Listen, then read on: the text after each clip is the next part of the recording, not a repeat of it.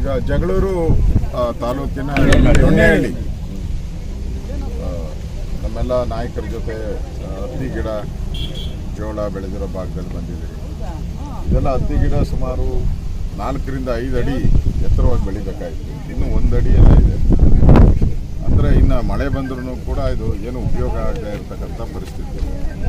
ಎಕರೆಗೆ ಸುಮಾರು 30 ರಿಂದ 40 ಸಾವಿರ ರೂಪಾಯಿ ಖರ್ಚು ಮಾಡಿದ್ದಾರೆ. ಬಿತ್ತನೆ ಬೀಜನೇ 1 kgಗೆ 3,000 ರೂಪಾಯಿ ಬಿತ್ತನೆ ಬೀಜನೇ. ಇನ್ನು ಗೊಬ್ಬರ ಇದೆಲ್ಲ ಸೇರಿಸಿದ್ರೆ 30 ರಿಂದ 40 ಸಾವಿರ ರೂಪಾಯಿ ಖರ್ಚು ಬರ್ತೈತೆ. ಇದು ಎಲ್ಲ ಹಾಳಾಗೋಗಿದೆ. ಇನ್ನು ಮಳೆ ಬರಲಿ ಬರದೇ ಹೋಗಲಿ ಇದು ಏನು ಉಪಯೋಗ ಆಗಲ್ಲ.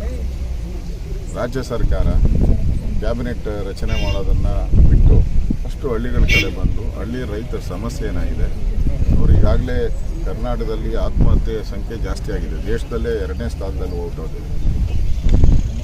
ಈಗ ರೈತರ ಪರವಾಗಿದ್ದೀನಿ ಅಂತ ಹೇಳಿದ್ರೆ ಇರೋದು ನೀವು 1.5 ವರ್ಷ ಅಷ್ಟೇ ಸರ್ಕಾರ. ನೀವು ಆಮೇಲೆ ನಿಮ್ಮನ್ನು ಮನೆಗೆ ಓಡಿಸ್ತಾರೆ.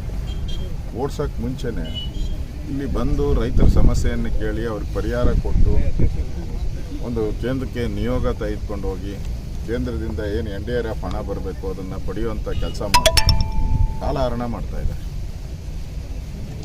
ಬರೀ ಕ್ಯಾಬಿನೆಟ್ ರಚನೆಯಿಂದನೇ ಕಳೆದ 15 ದಿನದಲ್ಲಿ ಅದನ್ನೇ ರಾಗ ಆಡ್ಕೊಂಡು ಅಲ್ಲೇ ಇದ್ದಾರೆ. ನಾವು ಸರ್ಕಾರಕ್ಕೆ ಡಿಮ್ಯಾಂಡ್ ಮಾಡ್ತಾಯಿದ್ವಿ, ಕೂಡಲೇ ಇದನ್ನು ಘೋಷಣೆ ಮಾಡಿ ಬರ ಅಂತೇಳಿ ಘೋಷಣೆ ಮಾಡಿ.